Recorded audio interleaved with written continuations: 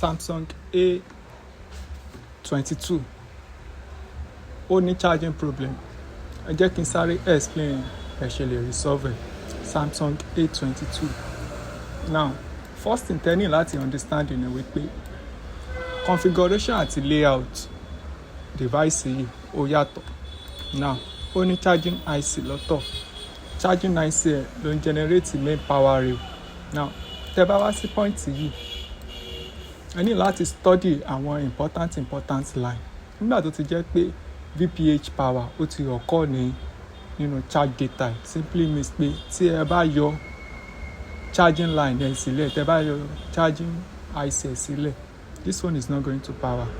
This VBus OVP yìí tẹ́ bá yọ sílẹ̀, phone yìí ó lè likely kó má power, but tẹ́ bá yọ VBus over voltage protection yìí sílẹ̀, ó ní nǹkan tẹ́ máa ṣe kí device yìí tó tàn.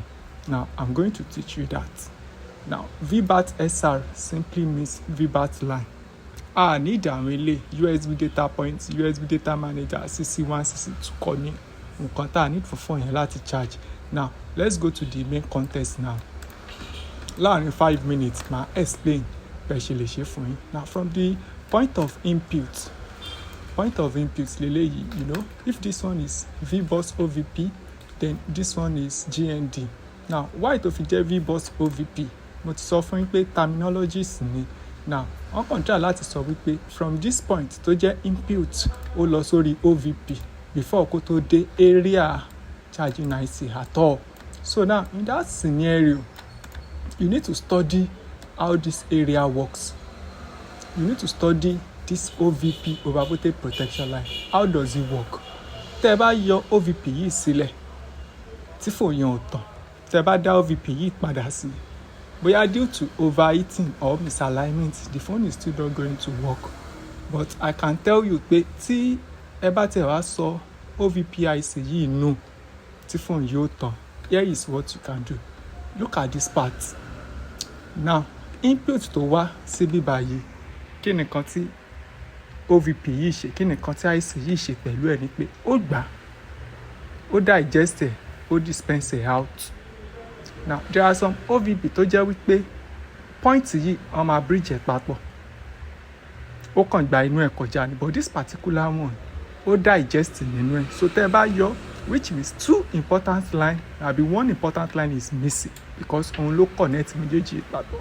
Now immediately tẹ́ yọ yẹn, tẹ́ bá fẹ́ kí device yìí tàn tàbí kó ṣe recognize charger, ẹ máa ní láti bridge 2 points yìí méjèèjì yìí, ẹ máa ní láti bridge ẹ̀ papọ̀. Tẹ́ bá bridge 2 points yìí papọ̀, phone yẹn máa tàn padà.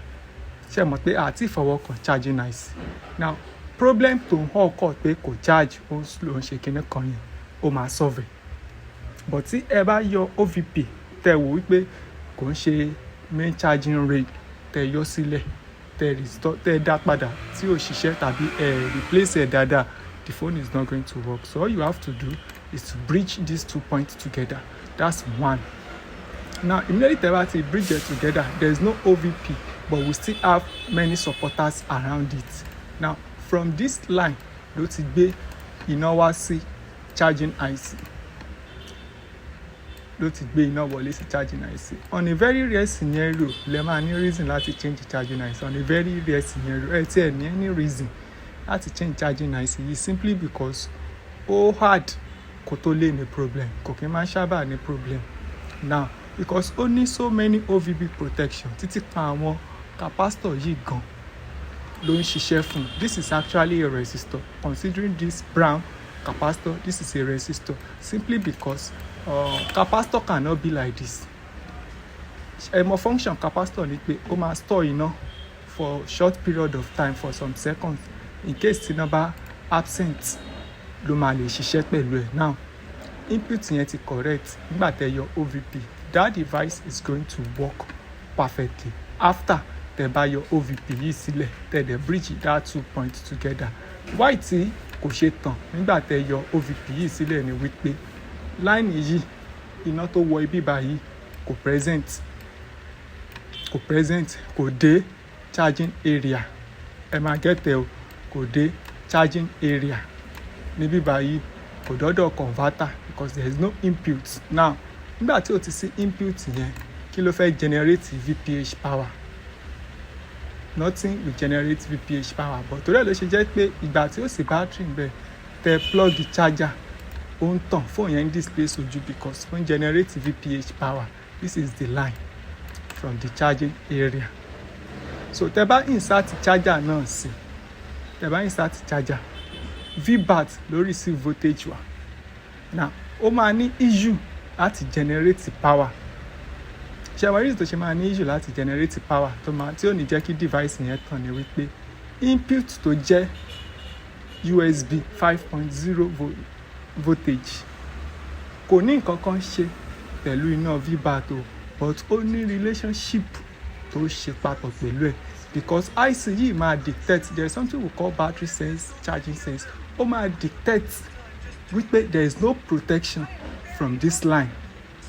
Ó máa detect wípé there is no protection from this line. That is why it's not going to power the device. It's going to detect, there's something we call sense. So all these cheap integrated circuits, they are built in as such that they were very intelligent, not that they were just there. So for no reason ẹ ṣe máa ní láti change charging IC in a very rare scenario. So if this phone is having charge problem now, all you have to do is to consider here, and anything tó bá mú your OVP yìí sílẹ̀, ẹ ní láti understand pé these 2 points has to be bridged together no matter what. Kí phone yẹn kó tó lè tàn. Then tó bá bridge it together, ó likely kó solve problem tẹ́ ẹ̀ encounter lórí ẹ̀.